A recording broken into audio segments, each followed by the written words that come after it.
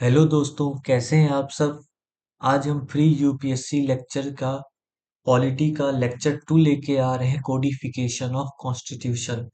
जैसा कि दोस्तों आपको मैंने पहले ही बताया था अपने पिछले लेक्चर में कोडिफिकेशन ऑफ कॉन्स्टिट्यूशन के बारे में। इसका मतलब बेसिकली ऐसा सिंपल टर्म्स में होता है कि हमारा कॉन्स्टिट्यूशन वेल ऑर्गेनाइजेशन एक प्रॉपर पैटर्न में। आइए इसके बारे में थोड़ा और डिटेल्स में हम पढ़ते हैं। Codification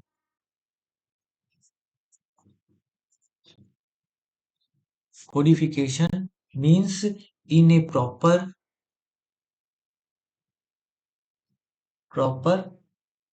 pattern turn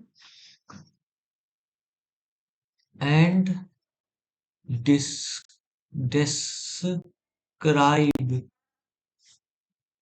constitution in well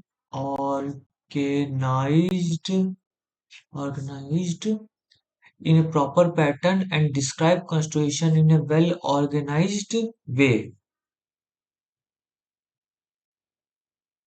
Sorry.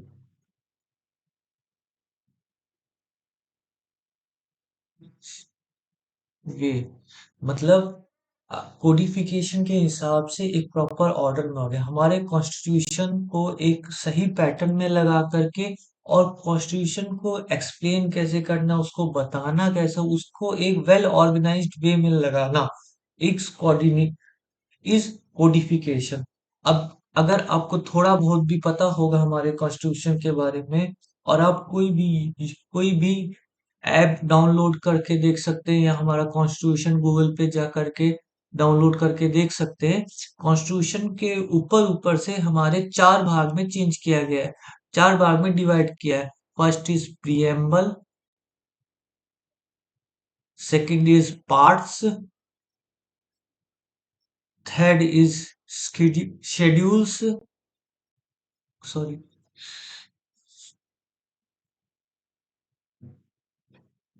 duels, and fourth is amendments।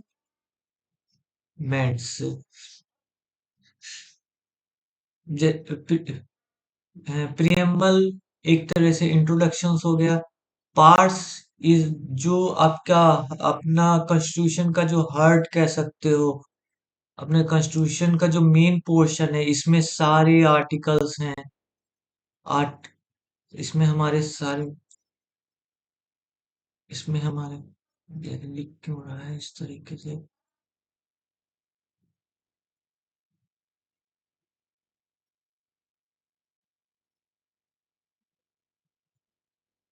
एक मिनट सर। एक-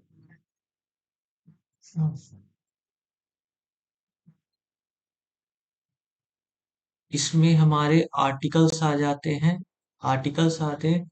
शेड्यूल एक इसकी बारे में भी डेफिनेशन लिख दूंगा, लेकिन इसमें क्या होता है, जो चीज आर्टिकल्स में नहीं आ रही होती है वो एडिशनल इंफॉर्मेशन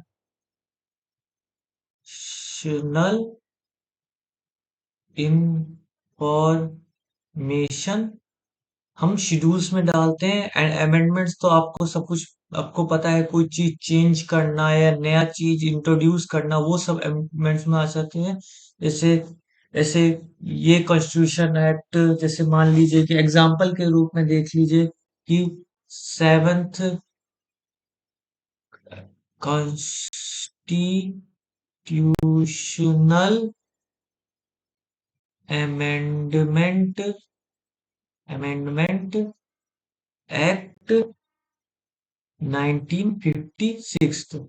तो ये अपने सेवन्थ कॉन्स्टिट्यूशन अमेंडमेंट एक्ट में आ जाएगा। ये किसी आर्टिकल को चेंज करेगा या उसको उसमें थोड़ा मॉडिफिकेशन लेके आएगा। और इस तरह की चीजों में जब पार्ट्स में जैसे अपन सेवन है, तो वहां पर अगर अमेंडमेंट आ गए तो वहां सेवन ए साथ में लिखने लग जाएंगे। इस तरीके से, इस तरह से हम डिफाइन करते हैं। तो आइए इसको थोड़ा और अच्छे से समझा जाए। तो सबसे पहले हम देखते हैं शेड्यूल के बारे में। Due schedules of the Indian constitution, schedules of the Indian constitution, Indian constitution के शेड्यूल्स क्या है। तो टोटल अभी तक ट्वेल्थ ट्वेल्थ तक मतलब one first two 12, total total 12 constitutional schedules बनाए गए हैं। इसमें वेरियस चीजें हैं जो अभी है ना, क्या बोलते हैं, हम आगे फर्दर जब अपने पढ़ेंगे तो उसके बारे में बताएंगे। बट शेड्यूल की जो बेसिकली मीनिंग है, शेड्यूल की अगर हम मीनिंग देखते हैं, मतलब मीनिंग जो कि मैंने गूगल से सर्च करके पता करके करी है ना। Schedules are basically tables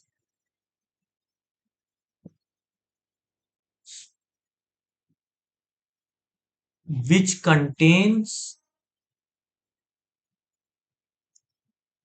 additional details that are not mentioned in articles। मतलब मतलब कि जो ये पार्ट्स हैं, पार्ट्स जो ये पार्ट्स हैं, उसके अंदर आर्टिकल्स है, इसके अंदर अगर कोई चीज कवर नहीं कर पा रही तो वो एडिशनल इंफॉर्मेशन हमारे शेड्यूल्स में आती है। जैसे कि जैसे कि आप एग्जांपल के रूप में देख लीजिए कि हमारा जो फर्स्ट शेड्यूल है वो वो बताता है हमारे स्टेट्स एंड यूनियन टेरिटरीज के बारे में, स्टेट एंड यूनियन टेरिटरीज। और अगर आप इसको खोलेंगे तो आप देखेंगे कि ये एक एक स्टेट के बारे में बता रहा है। मतलब आंध्र प्रदेश के बारे में बता रहा है, आंध्र प्रदेश के बारे में बता रहा है, असम के बारे में बता रहा है, और जितने भी हमारे स्टेट्स हैं उन सबके बारे में बता रहा है। सारे ऑल स्टेट्स स्टेट्स के बारे में बता रहा है।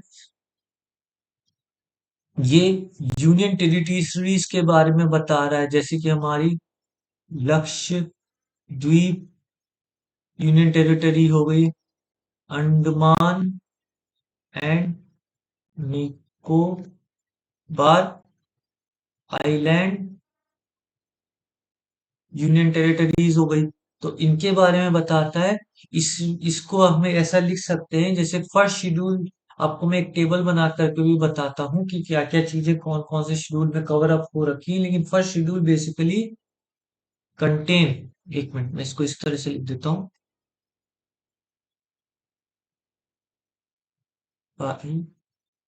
First schedule contains the list of the states and union territories. मतलब ये एक लिस्ट कंटेन करता है, जैसे कि मैंने डेफिनेशन के हिसाब से पता चला है कि शेड्यूल्स आर बेसिकली टेबल्स, एक टेबल्स है जो कंटेन करते हैं, जो अपने पास रखते हैं एडिशनल डिटेल्स जो कि आर्टिकल में नहीं बताई जा सकती है। जैसे कि हमारी स्टेट की लिस्ट, आखिर हमें पता तो होना चाहिए कि हमारे स्टेट्स में कितने कितने स्टेट्स हैं, उनका नाम क्या क्या है, और कितनी यूनिटरीज उनका नाम क्या क्या क्या है। वो सब हमारे फर्स्ट शेड्यूल के अंदर शेड्यूल के अंदर कंटेन है, उनकी लिस्ट इस तरीके से, है ना।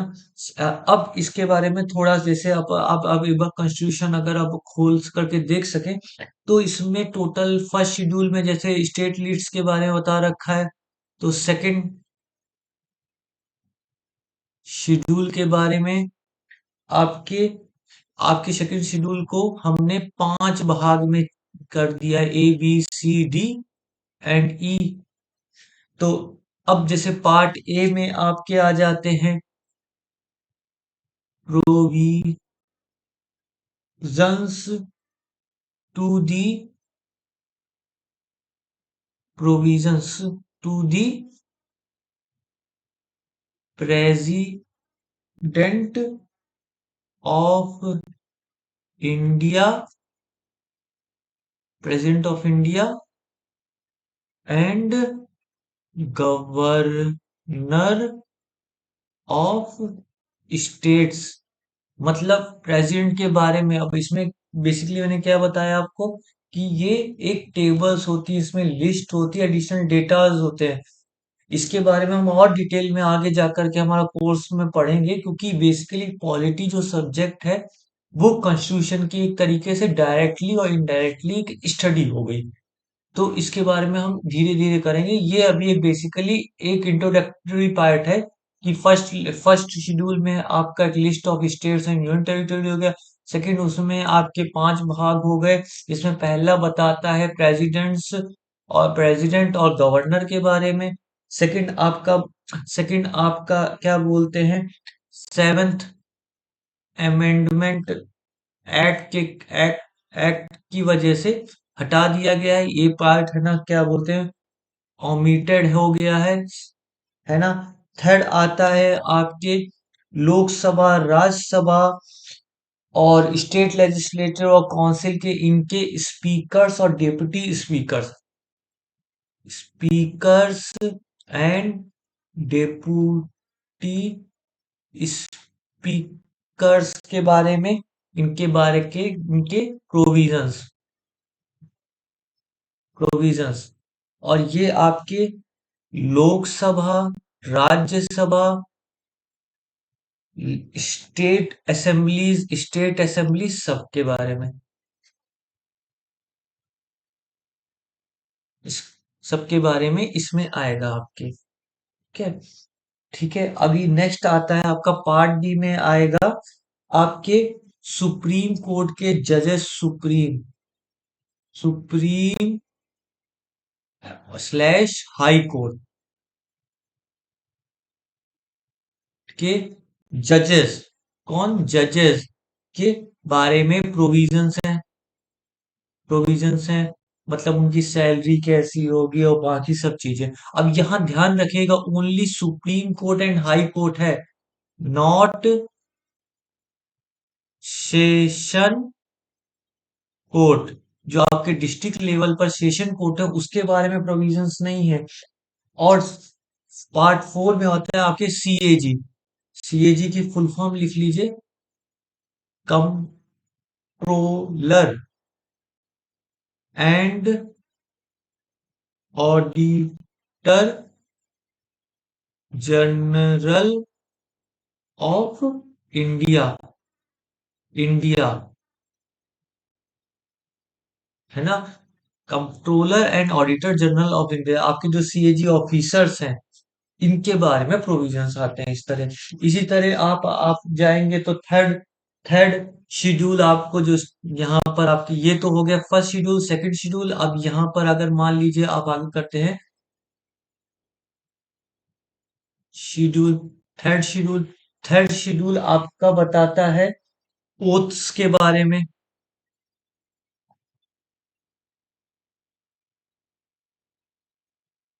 ओथ्स के बारे में, ओथ्स, है ना। तो इसको ऐसे लिखेंगे, ओथ्स स्लैश कन F sorry and affirmations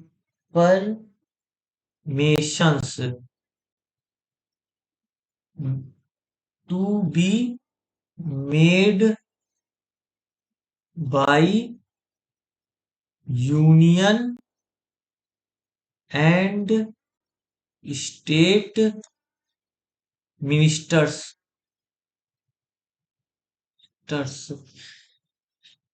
member of parliaments of parliaments, member of parliaments state legislature,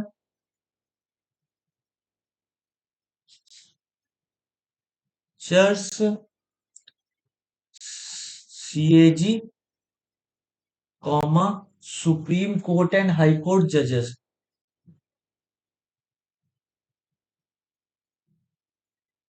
court and high court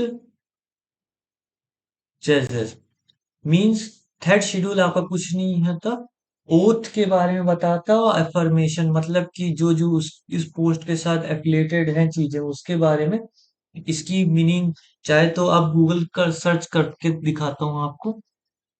affirmation, affirmation, affirmation the action of process for affirming something, emotional support और encouragement। ठीक है, और इसको हिंदी में meaning देखते हैं हम। ये तो कुछ और हो गया, दृढ़ वचन, एक तरीके से ओथ ही समझ लीजिए, है ना। तो इसमें कौन कौन से आएंगे, यूनियन और स्टेट मिनिस्टर्स आएंगे, पार्लियामेंट के मेंबर्स आएंगे, आएंगे। मतलब पहले हम मेंबर्स ऑफ पार्लियामेंट्स बनते हैं, स्टेट लेजिस्लेचर के मेंबर बनते हैं, फिर वहां से हम मिनिस्टर्स बनते हैं, है ना। वहां से हम मिनिस्टर बनते हैं, उन सबके ओथ आएंगे, सीएजीज के ओथ आएंगे, सुप्रीम कोर्ट और हाई कोर्ट के जजेस के भी ओथ आएंगे। बट आपने इसमें देखा होगा कि हमारे, है ना, क्या बोलते हैं, प्रेसिडेंट और गवर्नर ऑफ स्टेट्स के, इनके ओथ के बारे में यहाँ कुछ नहीं लिखा हुआ, है ना। आपका फोर्थ शेड्यूल, अब देखते हैं आगे। हम जैसे जैसे आगे पढ़ेंगे ना इन सब के बारे में, हमको आगे डिटेल में पढ़ना है। तो वी कैन नॉट, ये तो बेसिकली एक आपकी जिस्ट है ना, जिससे हम थोड़ा आइडिया लगा सके कि हमारा सब्जेक्ट कितना डीप और वास्ट है। स्पेलिंग ठीक है ना, ठीक है। फोर्थ शेड्यूल, फोर्थ शेड्यूल में आपका क्या आता है, allocations of seats, allocation of seats in council of states.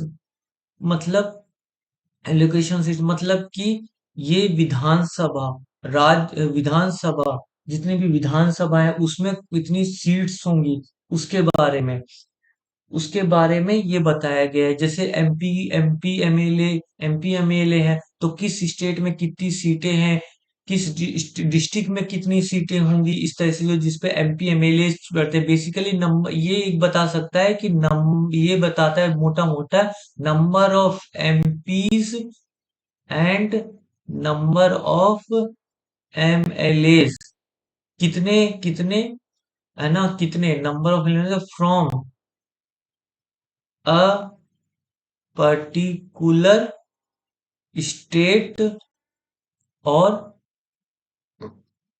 और स्टेट और यूनियन टेरिटरीज।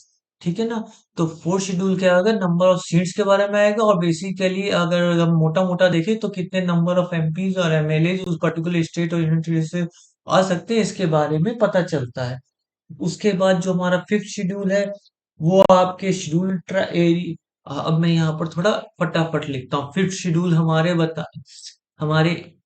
हमारे बताएगा शेड्यूल एरियाज के बारे में,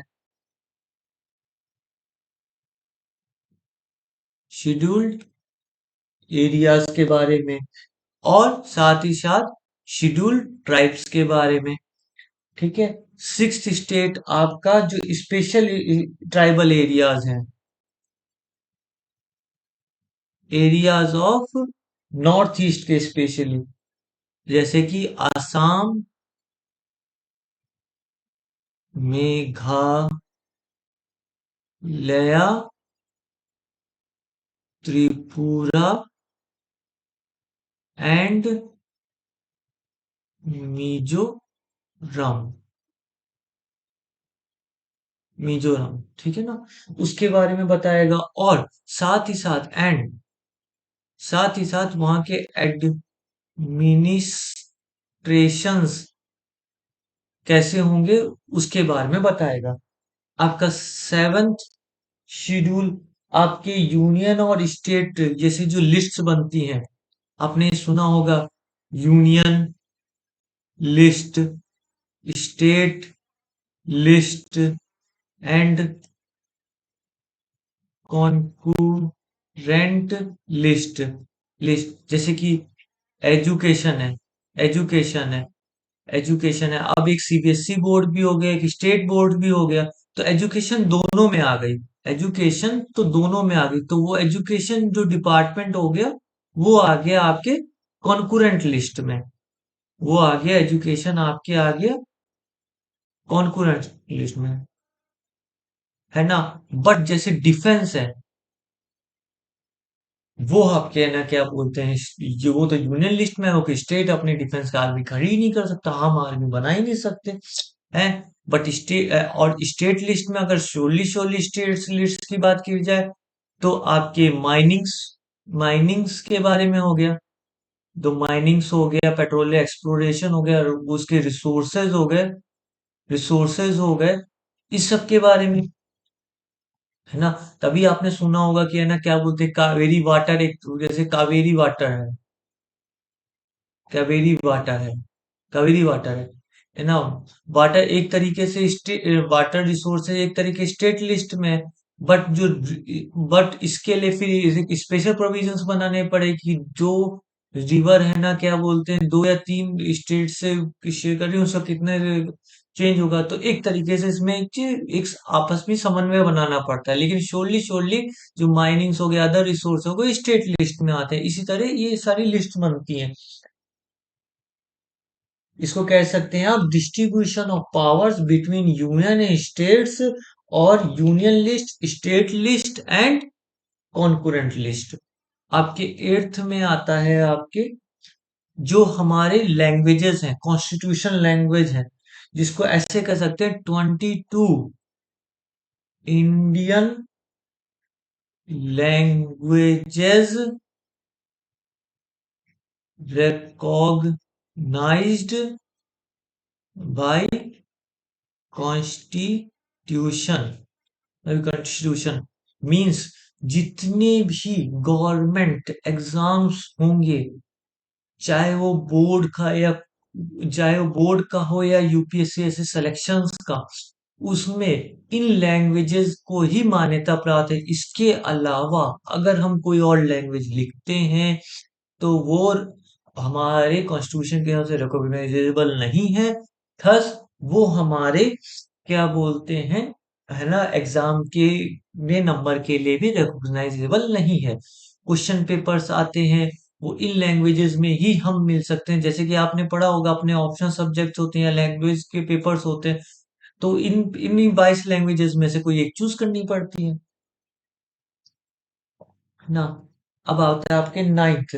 नाइन्थ में आ जाता है आपके एंटी डिफेक्शन लॉ, जो कि कॉन्स्टिट्यूशन अमेंडमेंट एक्ट, ये थोड़ा एक ये 52nd अमेंडमेंट एक्ट है ना। ये जब आएगा ना, तो इसको अच्छे से पढ़िएगा। एंटी डिफेक्शन लॉ, ये बहुत इंपॉर्टेंट, मतलब ये मतलब इस तरह से तो इंपॉर्टेंट नहीं है कि अब तो यूपीएससी में भी है ना कोई, है ना क्या बोलते हैं, ये आपके कोई कॉमन क्वेश्चंस तो नहीं आते, लेकिन as a subject wise understanding के लिए ये जो उधर चीजें हैं ना, जिसके कारण स्टेट शेड्यूल्स भी चेंज हो गए, उसके उसके हिसाब से तो इम्पोर्टेंट है ना। आपका टेंथ, सॉरी सॉरी सॉरी, ये आपका टेंथ, टेंथ है हो गया। अब मैं सॉरी, यहाँ उल्टा हो गया, यहाँ नाइन्थ, नाइन्थ आएगा। नाइन्थ में आपका आता है आर्टिकल, आर्टिकल 31 बी, उसके है जिसमें आता है आपके लैंड रिफॉर्म्स, उसके बारे में लॉ है। और आपका नाइन, टेंथ और इलेवेंथ हो गया आपका पंचायत के बारे में, एंड ट्वेल्थ हो गया आपका म्यूनिसिपैलिटीज के बारे में, म्यूनिसिपैलिटी, टीज के बारे में। तो ये तो हो गई हमारी शेड्यूल्स के बारे में। शेड्यूल्स क्या हो गए? बेसिकली लिस्ट हो गई जिसमें क्या बोलते हैं, एडिशनल इंफॉर्मेशन आती है। प्रियम्बल एक तरीके का इंट्रोडक्शन हो गया। जो सेकंड सेकंड पॉइंट था, पार्ट्स, जिसको पार्ट्स पार्ट्स इसके अंदर होते हैं आर्टिकल्स। ये होता है इम्पोर्टेंट। मतलब बेसिकली पॉलिटी का जो कॉन्स्टिट्यूशन का जो हर्ट है ना, वो पार्ट्स है, इसके अलग अलग होते हैं। अब यहाँ पर जो मैं आपको बता रहा था, कोडिफिकेशन। कोडिफिकेशन मतलब हो गया, कोडिफिकेशन मतलब ये हो गया कि प्रॉपर सीक्वेंस में। तो सबसे पहले आता है जैसे लैंड, और लैंड के बाद आता है आपके सिटीजनशिप, फिर उनके फंडामेंटल राइट्स, फिर directory principle of state policy, फिर उनकी फंडामेंटल ड्यूटीज, फिर यूनियन क्या है, स्टेट क्या है, फिर एक एक पार्ट हटा दिया गया, फिर यूनियन टेरिटरीज के बारे में बताया, फिर पंचायत के बारे में बताया, फिर म्यूनिसिपैलिटीज के बारे में बताया, फिर कोऑपरेटिव सोसाइटीज के बारे में बताया, फिर शेड्यूल एंड ट्राइबल एरियाज के बारे में बताया गया, फिर यूनियन और स्टेट का रिलेशनशिप कैसे है, फिर आ जाएगा अपना फाइनेंस, प्रॉपर्टी, कॉन्ट्रैक्ट्स का, फिर ट्रेड एंड कॉमर्स के बारे में हो गया, फिर सर्विस जो यूनियन टेरिटरी, इस तरीके से कई सारी चीजें हैं। ट्रिब्यूनल्स भी हैं उसमें, इलेक्शंस भी हैं, ऑफिशियल लैंग्वेज भी है, इमरजेंसी के प्रोविजंस भी हैं, और सब कुछ नहीं आया तो मिसलेनियस है, फिर उसमें अमेंडमेंट्स हैं, फिर टेम्परेरी जो हम प्रोविजंस बना सकते हैं, शॉर्ट चीजें डाल सकते हैं, उन सब के बारे में। तो इसको थोड़ा थोड़ा जिस्ट लेकर के हम अपना पढ़ाई स्टार्ट करते हैं। तो सबसे पहले अगर हम देखेंगे तो पार्ट वन क्या था? पार्ट वन था दी यूनियन एंड टेरिटरीज। इसमें टोटल 4 आर्टिकल्स हैं। 4 आर्टिकल्स हैं। और ध्यान रखिएगा, ये इसका बोलते हैं ना, आर्टिकल आर्टिकल आर्टिकल 1, 2, 3, 4, ये भी एक प्रॉपर सीक्वेंस में होते हैं। ऐसा नहीं है कि ये ना क्या बोलते हैं, ये इनके भी सीक्वेंस हैप्पैजार्डली होंगे। इनके सीक्वेंस भी बिल्कुल प्रॉपर सीक्वेंस में होते हैं। जैसे आर्टिकल 1 बताता है name and territory of union. Name, हमारा भारत आजाद हुआ था, उसको उसका नाम दिया गया भारत या इंडिया। यहाँ पर देखिए डुअल नाम है। और ऐसी चीजें कैसे पता चली, ये चीज फिर हमारे कॉन्स्टिट्यूशन में भी अडॉप्ट करिए। तो अब हम धीरे धीरे पढ़ते हैं। पहले सबसे पहले यहीं से शुरू करते हैं। आर्टिकल 1, मैं आपको सारे नहीं बताऊंगा, थोड़ा थोड़ा एक एक मतलब एक आर्टिकल पूरा बता दूंगा, जिससे थोड़ा थोड़ा आपको थोड़ा आइडिया लगे कि हाँ भाई ऐसा ऐसा होता है हमारे। फिर तो इसके बारे में एक एक चैप्टर है आगे, आर्टिकल 1 के बारे में, आर्टिकल 2 के बारे में, स्पेशल क्लेस क्लॉजेस के बारे में, फिर इसके इसमें क्या होता है, कौन से प्रोविजंस आए, किस तरह के सिचुएशंस आए, कौन से लॉ बना, कौन से केसेस हुए जिसके कारण उसमें चेंजेस आए, ये सब चीजें बकायदा लाइन से सीक्वेंस में करेंगे। और पूरे पॉलिटी में हमारे इतने अच्छे अच्छे सर हैं जो बाकी बाकी उसमें है, नाम नहीं ले सकते हैं इसलिए बता रहा हूँ, लेकिन आपको पता है उतने अच्छा पढ़ाते हैं, मतलब है ना, वो सब इतने अच्छी तरीके से केसेस एक्सप्लेन करते हैं। ये एक तरीके से एक वकील वाला काम हो गया है। और मैं जानता हूँ कि लॉयर को तो इसमें बहुत ज्यादा हेल्प मिलती होगी, है ना। तो आर्टिकल 1 बताता है आपके name name and territory of the union. Name and territory of the union. अब इसमें है ना क्या बोलते हैं, कई सारे पॉइंट्स हैं, वो पॉइंट्स हम धीरे धीरे एक्सप्लेन करते हैं, है ना। तो आर्टिकल 1 के आ गए हमारे कई सारे पॉइंट्स, है ना। इसका पहला पॉइंट अब देखते जाइएगा किस तरीके से बनाया गया है। लिखा गया है India, India that is Bharat shall be A union of states, मतलब इंडिया जो कि भारत है, इंडिया जो कि भारत है। मतलब यहाँ पर कॉन्स्टिट्यूशन ने माना कि इंडिया के दो नाम है, इंडिया भी है और भारत भी है, और इसको हम इसको किसी भी तरीके से यूज कर सकते हैं। हम इसको दोनों नाम से बुला सकते हैं और इस तरह के दोनों नाम से हम पेपर में लिख भी सकते हैं। मतलब जिसको अगर इंडिया पसंद नहीं हो, भारत लिख करके भी अपना पेपर दे देगा, तो एग्जामिनर को उसको सही करना पड़ेगा, बिकॉज ये हमारे कॉन्स्टिट्यूशन में प्रावधान है। Shall be A union of states, हमारी इंडिया कई सारे स्टेट्स का एक यूनियन है, जो जो कि अभी अभी रिसेंटली कंट्रोवर्सी हुई थी राहुल गांधी जी की, है ना, जिसमें उसमें बोला गया था कि राहुल गांधी जी ने बोल दिया था कि मैं इंडिया, है ना, यूनियन ऑफ स्टेट्स है, एक कंट्री नहीं, एक यूनियन ऑफ द स्टेट्स है, मतलब कई स्टेट से मिल करके बना हुआ कंट्री। उनका कहने का मतलब था कि इंडिया बहुत बड़ी डाइवर्सिफाइड कंट्री है, और उसमें एक अकेले स्टेट से और एक अकेली धारा से नहीं चलाया जाता, उसको अनेकों धाराओं से मिला के बनाया जाता है, इसलिए उसको बोला यूनियन ऑफ स्टेट। इसका इसका जो हमारी पार्टी है, बीजेपी पार्टी, जो अभी, है ना, तो उन्होंने इसका विरोध कर दिया, क्योंकि एक्चुअली अगर उन्होंने कॉन्स्टिट्यूशन की पहली लाइन भी पढ़ी होती तो इतना बखेड़ा नहीं खड़ा होता, बिकॉज हमारे कॉन्स्टिट्यूशन में लिखा हुआ है। हाँ, अगर उनको कॉन्स्टिट्यूशन में अमेंडमेंट करना है, जैसे यूनियन ऑफ द स्टेट्स और ये सब लाइन हटानी है तो हटा देंगे, ठीक है ना। अब इसमें अब यहाँ देखिए, स्टेट्स के बारे में लिखा गया है, यूनियन के बारे में लिखा गया है, तो इसमें तो इतनी सी आर्टिकल में लिख दिया। अब यहाँ लिखा गया है कि कौन कौन से स्टेट्स हैं जो कि शेड्यूल शेड्यूल वन में जो मेंशन्ड है, वो सब स्टेट, वो उन उन स्टेट्स का यूनियन ही भारत है। मतलब स्टेट्स क्या है, स्टेट्स वो स्टेट्स हैं, वो ऐसे इधर उधर के स्टेट नहीं कि हम पाकिस्तान के स्टेट और नेपाल के स्टेट, चाइना के स्टेट को बना ले, नहीं।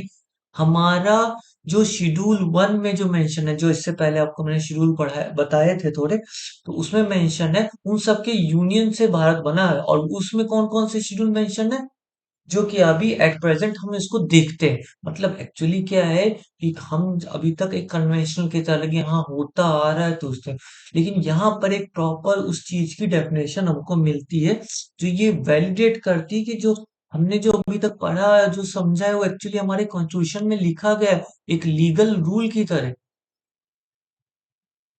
ना। अब इसका सेकंड पॉइंट आता है। सेकंड पॉइंट यही बताता है कि कौन से स्टेट, सेकंड पॉइंट ये बताता है कौन से स्टेट जो हमारे शेड्यूल वन में मेंशन्ड है, ठीक है। थर्ड पॉइंट आपका बताता है, थर्ड पॉइंट अपना बताता है, the territory of India shall comprises of, India की टेरिटरी किन किन चीजों से बनी हुई है, इसके बारे में बताया गया, और इसके बारे में भी आपके, है ना, एक, दो और तीन चीजों के बारे में बताया गया है, ठीक है ना। तो पहला पहला बताया गया है, पहला बताया गया टेरिटरीज ऑफ द स्टेट्स। एक मिनट, मेरी राइटिंग ना धीरे धीरे खराब हो गई है।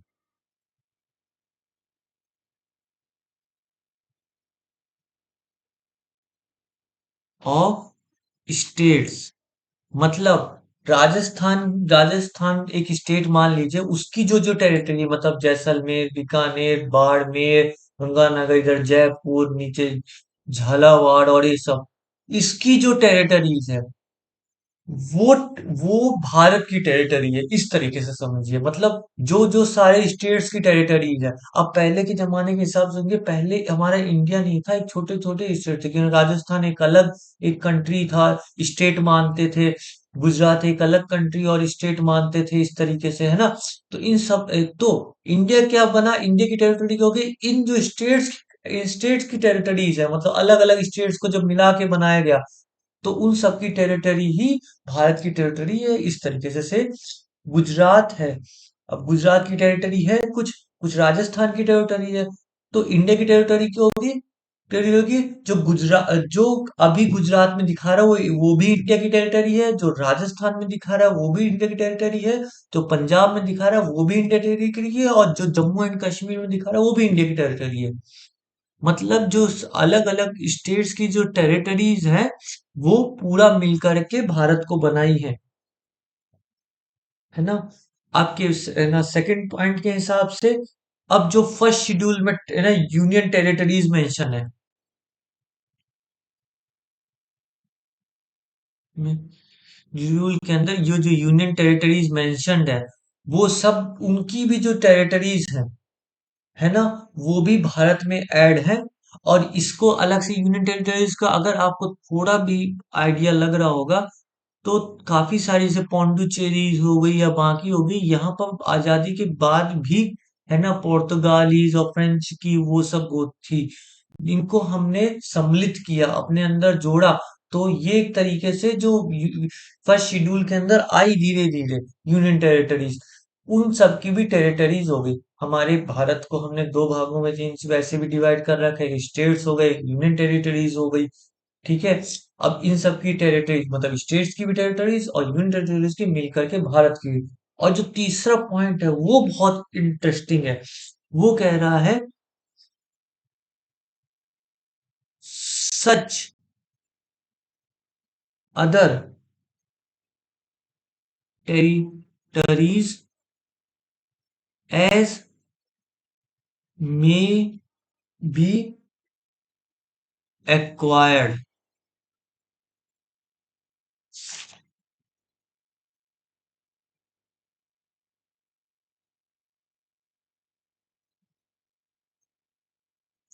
मतलब कि इसका मतलब ये हो गया कि वो टेरिटरीज जिनको हमने एक्वायर किया गया, अब यहां से आप थोड़ा समझिए।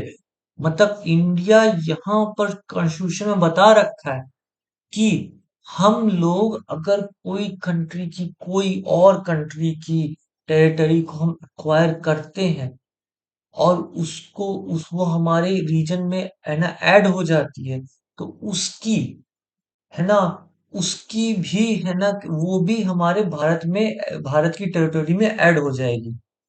समझे मतलब दो तरीके से हम टेरिटरीज को एक्वायर कर सकते हैं, अगर इसको आप और थोड़ा सिंपल वे में समझिए। पहली तरीके बाय डिप्लोमेसी, और सेकंड बाय फोर्स।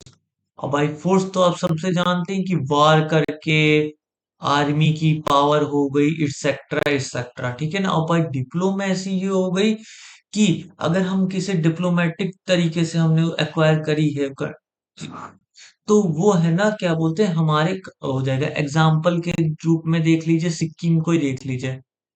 सिक्किम देख लिया, हमारे आजादी के कई साल बाद सिक्किम हमारे उस स्टेट में आया है, तो ये डिप्लोमेसी की वजह से आया हुआ है ना। अभी आपने अगर सुना होगा कि इंडिया एंड बांग्लादेश का जो बॉर्डर है, बहुत कॉम्प्लिकेटेड, इज वेरी कॉम्प्लिकेटेड। क्यों कॉम्प्लिकेटेड है? बिकॉज कई कई लोकेशंस ऐसी है कि मान लीजिए कि ये इंडिया है और ये बांग्लादेश है ना। तो इंडिया के पूरे एक रीजन को है ना क्या बोलते हैं बांग्लादेश ने चारों ओर से रखा हुआ है। इस तरह से मतलब बंटवारे के टाइम इस तरह की कुछ गलतियां हो गई, बिकॉज उन्होंने है ना क्या बोलते हैं नदी को एक बॉर्डर मान लिया, नदी ड्यूरिंग कोर्स ऑफ टाइम नदी ने अपने चेंजेस किए, तो इस तरह के डिस्प्यूट बने, है ना। डिस्प्यूट तो क्या है, अब ये जो है तो है, ठीक है ना, इसके बारे में ज्यादा लड़ाई झगड़ा तो होता नहीं है, लेकिन एक तरीके से बॉर्डर इशू तो है। और इस चीज और कई जगह ऐसा है कि इंडिया को बांग्लादेश के चारों तरफ से, और फिर है ना फिर बांग्लादेश को इंडिया ने रख रखा है इस तरीके से। अब इस तरह में क्या होगा, इंडिया के इस रीजन के पास जाने के लिए है ना एक कुछ पासेस की जरूरत होगी। अब इतना एक्वायर किया हुआ है इंडिया, इतना इतना फिर इंडियन टेरिटरीज में आ जाएगी। और बांग्लादेश को कहीं और मान लीजिए कि इधर की तरफ बांग्लादेश है, ठीक है ना। अब इसमें जाना है तो बांग्लादेश को यहाँ पासेस दिया जाएगा।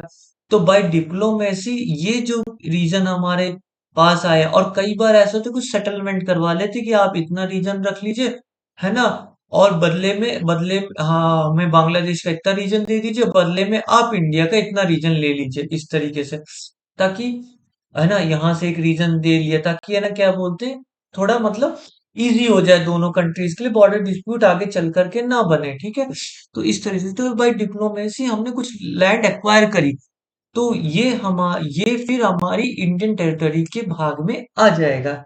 इस तरीके से आप समझिए, है ना, इस तरीके से आप समझिए कि हमारा कॉन्स्टिट्यूशन ना सिर्फ पीछे की चीज को लेके चल रहा है, बल्कि फ्यूचरिस्टिक्स भी है, मतलब फ्यूचर के बारे में। अब ये जो चीज है, ये तो फ्यूचर फ्यूचर के बारे में ही तो सोच करके बनाया गया है, तो मतलब इतना आदमी की थिंकिंग लेकर के चल रहा है। फिर फिर ये तो हो गया आपका पहला आर्टिकल, यहां से देखिएगा, आर्टिकल क्या हो गया, इंडिया के बारे में, name and territory of union, ठीक है, नेम एंड टेरिटरी ऑफ, इसमें क्या हुआ, इंडिया के बारे में बताया गया, इंडिया क्या हो गया, यूनियन ऑफ द स्टेट्स हो गया, और स्टेट्स क्या हो गए, जो शेड्यूल 1 में मेंशन है। फिर ये इसका सेकंड पॉइंट हो गया, इस पहले आर्टिकल के 3 पॉइंट हो गए, पहला पॉइंट ये, दूसरा पॉइंट ये जिसमें शेड्यूल्स मेंशन किए गए, तीसरा पॉइंट ये। अब उसमें टेरिटरी ऑफ इंडिया में क्या क्या आ गया, लास्ट में देखा गया, उसमें पहले पॉइंट क्या आ गया, टेरिटरी ऑफ स्टेट्स। फिर जो हमारी यूनियन टेरिटरीज की जो टेरिटरीज हैं, जो हमारे फर्स्ट शेड्यूल में दे रखी हैं, फिर जो तीसरा जो इसको एक्वायर कर लिया जाए, वो भी हमारी टेरिटरीज में आ जाती है। इस तरीके से हमारा पहला आर्टिकल कंप्लीट हुआ। अब ये कहते हैं कि इसी तरह पढ़ेंगे आर्टिकल आर्टिकल 2। आर्टिकल 2 क्या बताता है आपको, है ना, और ये ध्यान रखिएगा हमारे पार्ट 1 में ही चल रहा है, यूनियन एंड इट्स टेरिटरीज में ही चल रहा है। एडमी आर्टिकल 2 क्या बताता है, admission and establishment of new state, mission and establishment of new states. आप यहाँ समझिए, इंडिया, है ना, क्या बोलते हैं, नए स्टेट को अपन में मिला मिला भी सकती है इस आर्टिकल के हिसाब से, और वहां पर एक जो हमारे नया, मतलब कोई मान लीजिए टेरिटरीज ने एक्वायर करी, वहां पर एक नया स्टेट भी, है ना, इस्टेब्लिश एक स्टेट भी इस्टेब्लिश कर सकती। मान लीजिए कि सिक्किम एक कंट्री थी, इसका सिक्किम का एग्जांपल लेते हैं, सिक्किम एक कंट्री थी, है ना, उसको इंडिया ने अपने में जोड़ा, ठीक है ना, अब उसको जोड़ लिया, अब फिर वहां पर उसने नया स्टेट बनाया, गुजरात, महाराष्ट्र और बॉम्बे आपस में एक वेल अलग अलग, ये 3 स्टेट्स थे, जो बॉम्बे स्टेट सबसे बड़ा था, बॉम्बे को 2 भाग में चेंज किया, कुछ गुजरात में दिया, कुछ कुछ, है ना, महाराष्ट्र में दिया, इस तरीके से हमने एक नए स्टेट्स के क्रिएशन कर दिया, है ना, छत्तीसगढ़ जैसे नया स्टेट का क्रिएशन कर दिया, इस तरीके से नया मान लिया। लेकिन ध्यान रखिएगा, आर्टिकल 2 और आर्टिकल 3 दो चीजें हैं यहाँ पर। आर्टिकल 2 हमारे newly acquire newly acquired states के बारे में बताता है, जबकि आर्टिकल 3 हमारे जो पहले से एक्वायर करी हुई टेरिटरी है, न्यूली एक्वायर, इसको टेरिटरी भी बोल सकते हैं, न्यूली एक्वायर्ड टेरिटरी के बारे में बताता है, वहाँ स्टेट डेवलप, स्टेट स्टेट वहाँ स्टेट भी बना सकता है ना, एक मिनट ना, वहाँ स्टेट भी बना सकता है, और ये इस तरीके से चीज है, ठीक है ना। अब आर्टिकल 3 क्या करता है, formation new states, alternation of areas boundaries, और नेम्स ऑफ एग्जिस्टिंग स्टेट्स, मतलब यहाँ देखिए नेम के बारे में भी बता रखा है, ठीक है ना, formation of new states and alteration of areas, alteration of areas comma boundaries, और नेम ऑफ एग्जिस्टिंग स्टेट्स। अब इसको आप पढ़ेंगे ना, तो इन आर्टिकल्स के बाद इन अंदर भी कई सारे पॉइंट्स आपको मिल जाएंगे, लेकिन ये आप ऊपर ऊपर से देख लीजिए, रीजन क्या है कि बहुत बड़ा हो जाएगा चैप्टर, मतलब ये इनके बारे में एक एक चैप्टर होता है जिस हिसाब से। और जो लॉ वालों के पास तो इनके बारे में एक एक किताब होती है, तो समझ लीजिए कितना वास्ट टॉपिक है। तो आर्टिकल 2 में तो न्यूली अक्वायर हो गया, आर्टिकल 3 में हो गया जो पहले से अक्वायर किया गया। अब इसमें बताया कि फॉर्मेशन स्टेट, मान लीजिए मध्य प्रदेश में से छत्तीसगढ़ को अलग करके, है ना, क्या होता है छत्तीसगढ़ कुछ टेरिटरी को अलग करके अल्टरेशन ऑफ एरिया, ये जो पॉइंट है ना अल्टरेशन ऑफ एरिया, मतलब उसमें चेंजेस कर सकते हैं, किसी का पोर्शन किसी और को दे दिया, मतलब, है ना, और नया स्टेट ही क्रिएट कर दिया, है ना, कुछ बाउंड्रीज नहीं बनाने का, जो दो स्टेट्स के बीच में नई बाउंड्रीज बनाने का। ऐसे आपको पता, जैसे जैसे मान लीजिए कि अल्टरेशन ऑफ एरियाज, तो बॉम्बे स्टेट को हमने चेंज किया था, और है ना क्या बोलते हैं उसको बना दिया था, कुछ कुछ कुछ है ना गुजरात में दे दिए थे, कुछ महाराष्ट्र में दे दिए थे। तो एक तरीके से उस चीज का एरिया में चेंज कर दिया गया। बाउंड्रीज है, बाउंड्री डिस्प्यूट्स होते हैं कुछ स्टेट्स में। अभी जैसे ऐसे क्या बोलते हैं कि आपके दीमापुर के बारे में है ना बाउंड्री इशू हो रही है, कि वो कह रहे हैं कि मेरी कैपिटल है वो, है ना, मणिपुर वाले में हमारी कैपिटल है, नागालैंड वाले, सॉरी, कैपिटल नहीं, मतलब वो एक एक दीमापुर जो है आपका एरिया है, वो जो आपका एरिया है वो कमर्शियली है ना, शैली बहुत हाई है, उस रीजन में कमर्शियली बहुत हाई है। अब इसको मणिपुर वाले भी इधर से लेना चाहते हैं, और नागालैंड वाले इधर से लेना चाहते हैं, है ना, अपने मतलब अपने, क्योंकि जिस स्टेट में चला जाएगा उस स्टेट को ज्यादा फायदा होगा, और ये दोनों के बीचों बीच है, ठीक है ना, बाउंड्री पर है। तो इस तरीके से वो चीजें होती हैं कि, है ना, क्या बोलते हैं, कुछ कुछ डिस्प्यूट चलते हैं, उन सब को सेटलमेंट कराने के लिए फिर यूनियन गवर्नमेंट आती है बीच में, और उसको यूनियन गवर्नमेंट को पावर कहाँ से मिली, वो इस आर्टिकल 3 से मिली। इस तरीके से समझिए, कोई भी काम गवर्नमेंट कर रही है या जजेस फैसला ले रहे हैं, एक हमारी गवर्नमेंट का एक सिंगल, चाहे स्टेट गवर्नमेंट का हो या यूनियन गवर्नमेंट का हो, हमारे जजेस का हो, सब कुछ, है ना, क्या बोलते हैं, हमारे कॉन्स्टिट्यूशन में वो पावर दी है उनको, इसलिए मैंने बताया था ना आपको पहले लेक्चर में, कॉन्स्टिट्यूशन एक सुप्रीम लॉ है जो पावर देता है अलग अलग लोगों को, ताकि वो अपनी पावर एक्सरसाइज कर करके, है ना, काम कर सके। आपको बताया था ना मैंने। और उसके बाद आता ये सब चीजें के बारे में हो गया, ये नया रूल बनाना, और इसी तरह आर्टिकल 4 जो हो गया वो, आर्टिकल 4 जो हो गया वो अमेंडमेंट्स के बारे में आ गया, अमेंडमेंट्स के बारे में हो गया। तो ये हो गया आपका पार्ट 4। टोटल टोटल अगर हम सब निकालें तो टोटल टोटल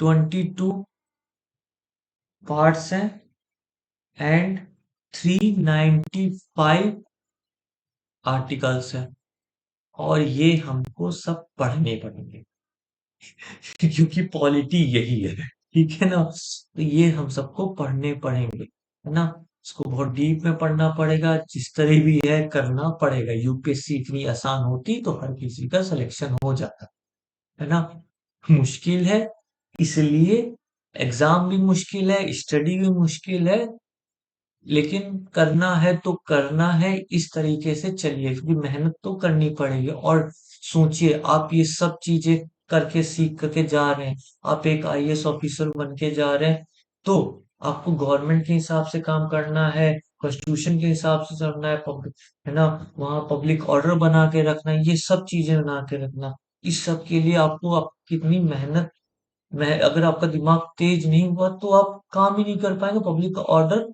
खराब हो जाएगा, इस सब चीजों के बारे में देखिए। अब देखिए, जो मैं पॉइंट बता रहा था ये तो थोड़ा बहुत आपको जिस्ट बताया कि ये ना क्या बोलते हैं कॉन्स्टिट्यूशन में आर्टिकल्स किस तरह क्या क्या है, किसके से एक मोटी भी, अंबेडकर सर ने ना बहुत मोटी है ना कॉन्स्टिट्यूशन नाम की किताब लिख दी है, और हम सबको पढ़ना है, सिंपल सी बात है, अब उसके अलावा हमें बस कोई चारा नहीं है ना। तो पहली बात है कि सबसे पहले क्या बताया जाता है हमारे हमारे उसमें, कि यूनियन से जगह के बारे में बताया जाता है। अब जगह को पहले क्या करेंगे, हम नामकरण करेंगे, तो नाम दे दिया उसको भारत और इंडिया। अब भारत और इंडिया क्या है, कई सारे स्टेट्स का एक यूनियन है। कई सारे स्टेट है और वो स्टेट्स क्या क्या है, वो स्टेट है ना क्या बोलते हैं जो शेड्यूल वन में मेंशन है। अब शेड्यूल वन में मेंशन हुए स्टेट्स हो गए। अब ये कहता है ये तो चलो ठीक है। अब कहता है कि शेड्यूल वन में क्या कहता है कि उनकी टेरिटरीज क्या है। तो क्या है, जो स्टेट की टेरिटरीज है, जो यूनियन टेरिटरीज की है, और जो टेरिटरीज हमने एक्वायर करी, वो सब मिला करके हमारे भारत की टेरिटरीज बन गई। अब ये तो हो गया जगह के बारे में। अब हम थोड़ा आगे जाते हैं, उस जगह को है ना क्या बोलते हैं, चेंजेस कैसे करें। ऐसे मान लीजिए नई गवर्नमेंट स्टेब्लिश करनी है उस जगह पर। ऐसे असम को काट काट के नए स्टेट्स बनाए गए। तो कह रहे नए स्टेट्स बनाए गए, कुछ एक्वायर करे, सिक्किम एक्वायर करे, वहां अपनी गवर्नमेंट का एडमिनिस्ट्रेशन बैठाया गया। तो ये आर्टिकल 2 बताता है, जो एक्वायर करो और अपने एडमिनिस्ट्रेशन बैठाओ। ठीक है ना। तो ये होता है अपने खुद के स्टेट्स में होता है, बड़ा स्टेट है तो है ना उसको छोटा करा, है ना, उसका अल्टरेशन के एरिया का इसका पोर्शन उधर दिया, और ये काफी सारी चीजें जो अल्टरेशन होता है, इसका भी बकायदा पार्लियामेंट्री कमेटी, पूरी पार्लियामेंट पूरा इसमें वोटिंग होती है, सारे प्रोसेस होते हैं। बट कॉन्स्टिट्यूशन ये पावर देता है कि आप ऐसा कर सकते हो, है ना। है ना। और चौथा हो गया हमारे अमेंडमेंट्स का। तो देखिए ना बेसिकली धीरे धीरे धीरे करके ये एक से प्रॉपर पैटर्न में जा रहा है आपके। अब देखिए जो ये होगी लैंड की बात। तो नेक्स्ट जो पार्ट होता है वो आपके सिटीजन्स की बात होती है। सिटीजन्स में जैसे आप मान लीजिए कि मैं आपको बता देता हूँ, है ना, पार्ट टू वो हमारे बताता है सिटीजन के बारे में बताता है। सिटीजन और सिटीजन्स और सिटीजनशिप के बारे में बताता है। अब इसमें कुछ बेसिकली डेफिनेशन कुछ होंगे, और इसके आर्टिकल्स आर्टिकल्स हैं 5, 6, 7, 8, 9, 10, 11। मतलब 1, 2, 3, 4, 5, 6, 7, 7, 8 टोटल। टोटल टोटल 7 आर्टिकल्स हैं। टोटल 7 आर्टिकल्स है। इनके बारे में पढ़ना है। इसमें बताएंगे कि डेफिनेशन क्या होती है, उनको कौन कौन से राइट्स मिले होते हैं। भारत के लोग जो विदेश में जाके बस मतलब पाकिस्तान में जाके बस गए वो है, और जो है ना पाकिस्तान के लोग भारत में आकर बस गए वो है ना। है ना, यहाँ के इंडियन ओरिजिन के लोग हैं उनके बारे में ये सब चीजें इस वाले सिटीजनशिप में आएंगी। इस तरीके से टोटल टोटल आपके 22 पार्ट्स हैं और 395 आर्टिकल्स हैं। इसके बाद इन आर्टिकल्स के बाद अमेंडमेंट्स हैं, जो इसमें चेंजेस आए हैं, वो अमेंडमेंट एक्ट्स आ रहे हैं, उनके बारे में पढ़ना है आपको। प्रियम्बल बहुत इंपॉर्टेंट डेफिनेशन हो जाती है उसके बारे में, तो पूरा चैप्टर एक एक लाइन का एक एक वर्ड समझना पड़ेगा। तो बेसिकली इतना डीप है। हमें कॉन्स्टिट्यूशन को अच्छे से डीपली स्टडी करना है, सिर्फ याद नहीं करना है, उसको अच्छे से समझना भी है, सो दैट हम मल्टीपल चॉइस क्वेश्चंस में अच्छे से परफॉर्म कर सके। बिकॉज आपको पता होगा कि मल्टीपल